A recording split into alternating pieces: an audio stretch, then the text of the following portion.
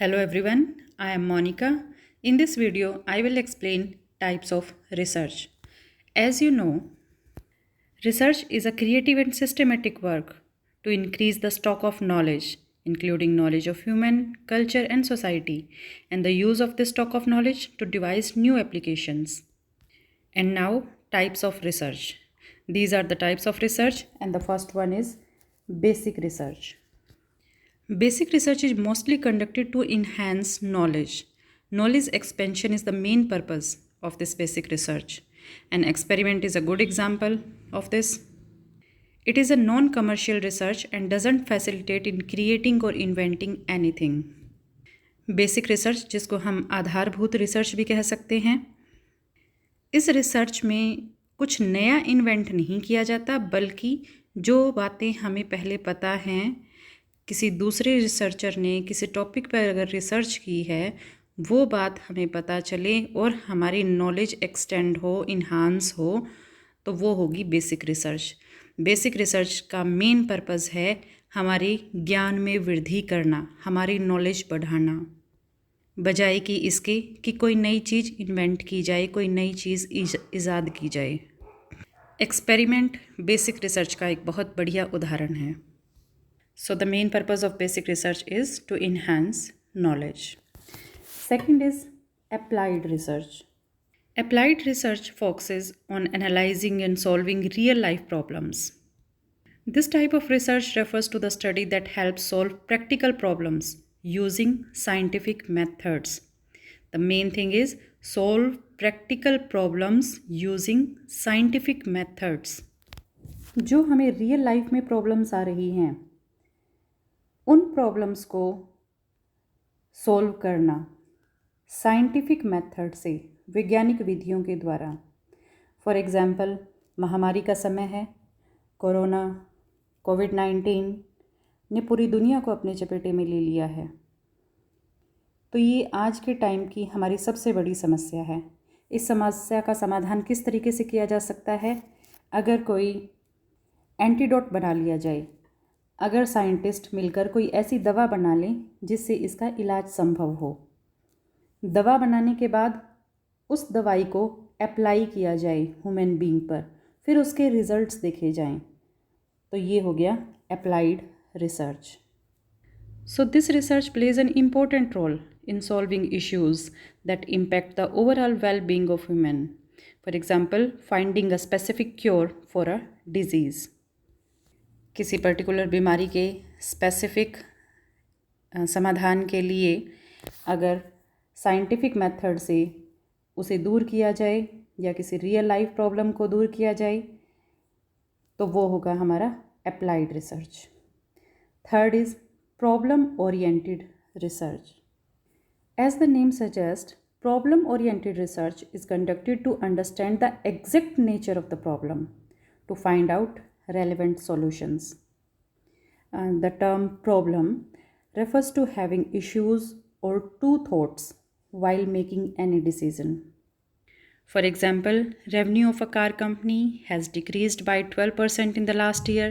The following could be the probable causes. There is no sufficient production, poor quality of a product, no advertising, or economic condition, etc. और it may be some other reason. Problem oriented research के अंदर हमने problem के exact nature को समझना है, वो समस्या हमारे सामने क्यों आई, इस बात को समझना है, और उसके बाद रेलेवेंट सॉल्यूशन निकालने हैं, उसका समाधान निकालना है। फॉर एग्ज़ाम्पल, एक कार बनी नैनो। टेक्निकली अगर देखें तो वो कार बहुत ज़्यादा बिकनी चाहिए थी, क्योंकि वो सबसे कम रेट की कार थी। स्टार्टिंग में जब नैनो कार बनी तो 1 लाख रुपए में आप अपने घर पाइए कार, गरीब आदमी की कार जिसे हर कोई अफोर्ड कर सकता है, वो कार बनी। अब ये कितना अच्छा कंसेप्ट था कि हर आदमी कार को अफोर्ड कर सकता है, लेकिन बावजूद इसके वो कार ज़्यादा नहीं बिकी। अब एक कार जो बहुत से लोगों ने खरीदनी चाहिए थी, लेकिन उसकी बिक्री इतनी ज़्यादा नहीं हुई। प्रॉब्लम ओरिएंट हो गई, समस्या पैदा हो गई। क्या कारण रहे समस्या के, ये फाइंड आउट करना है और उसका सॉल्यूशन निकालना है प्रॉब्लम ओरिएंटेड रिसर्च के अंदर। समस्या के कारण जब ढूंढे गए तो उसमें जो सबसे मेन काम आया, मेन बात आई, वो ये थी कि उस कार की एडवर्टीज़मेंट अच्छे ढंग से नहीं की गई। इश्तिहार देते हुए, एडवर्टाइजमेंट करते हुए बताया गया गरीब आदमी की कार, नैनो कार। इसका मतलब जो भी, जिसके पास भी वो कार है वो गरीब आदमी है। प्रचार का तरीका सही नहीं था।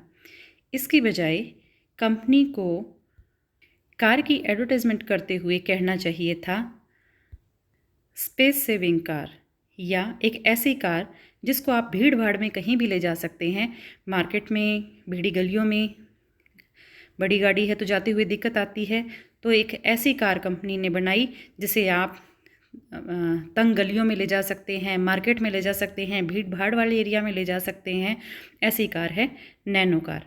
अगर एडवर्टाइजमेंट इस ढंग से की गई होती तो वो कार बहुत बिकती, क्योंकि हर व्यक्ति ये सोचता कि चलो बाहर के पर्पज़ के लिए तो एक कार है, एक कार हम मार्केट के लिए ख़रीद लेते हैं। वो प्रॉब्लम ओरिएंट होने के एक रीज़न हो गया कि एडवर्टाइजमेंट गलत तरीके से हुई। इसके और भी कारण हो सकते हैं, poor quality of a product या इकोनॉमिक कंडीशंस, या और कोई भी कारण हो सकता है। तो प्रॉब्लम ओरिएंटेड रिसर्च के अंदर आपने रिसर्च करनी है उस प्रॉब्लम पर जहाँ से वो प्रॉब्लम ओरिएंट हुई, कि क्या कारण बना उस समस्या का। Next is problem solving research. अब प्रॉब्लम ओरिएंट के अंदर समस्या तो पैदा हो गई, अब उस समस्या का समाधान भी करना है। तो एक ऐसी रिसर्च करना जिससे हम उस समस्या का समाधान कर सकें जो समस्या हमारे सामने है। इस तरह की रिसर्च नॉर्मली कंपनीज़ के द्वारा की जाती है ताकि वो उनके सामने आने वाली समस्याओं को वो समझ सकें और उनका समाधान कर सकें। This type of research is conducted by companies to understand and resolve their own problems. The problem solving research uses applied research to find out solutions to the existing problems. Problem solving research जो normally companies के द्वारा की जाती है वो ये find out करते हैं कि उनके सामने जो समस्या आई उस समस्या का समाधान किस तरीके से किया जाए, और फिर उस समाधान को वो अप्लाई करके देखते हैं। तो अप्लाइड रिसर्च के थ्रू यहाँ पर जो उनकी एग्जिस्टिंग प्रॉब्लम है, जो वर्तमान समस्या है, उसके सॉल्यूशन को फाइंड आउट किया जाता है। फॉर एग्ज़ाम्पल, गलत एडवर्टाइजमेंट नैनो कार की रीज़न हो गया। प्रॉब्लम हमने ओरिएंट कर ली, प्रॉब्लम हमने पता कर ली, अब उसका समाधान कैसे किया जाए, उसको एक री एडवर्टाइज़ किया जाए, दोबारा से एडवर्टाइजमेंट किया जाए जहाँ ये बताया जाए नैनो कार एक ऐसी कार जो तंग गलियों में भी चली जाती है, एक मार्केट की कार। तो यहाँ आपने समस्या का समाधान किया। तो जो आपकी फर्स्ट रिसर्च थी, बेसिक रिसर्च, उसका मेन पर्पज़ है आपकी नॉलेज को इन्हांस करना। सेकंड, अप्लाइड रिसर्च, जहाँ पर आप रियल लाइफ प्रॉब्लम्स को सॉल्व करने की कोशिश करेंगे साइंटिफिक मेथड्स का यूज़ करते हुए। थर्ड है प्रॉब्लम ओरिएंटेड रिसर्च, आपने रिसर्च करनी है उस समस्या पर जहाँ से वो समस्या ओरिएंट हुई, पैदा हुई।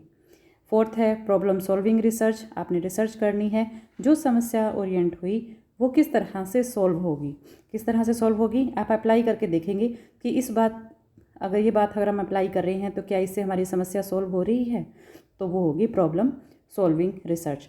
सो these are the first 4 types of research. This is video 1 of type of research, and I will explain remaining research types in the second video. Thank you. Don't forget like and share.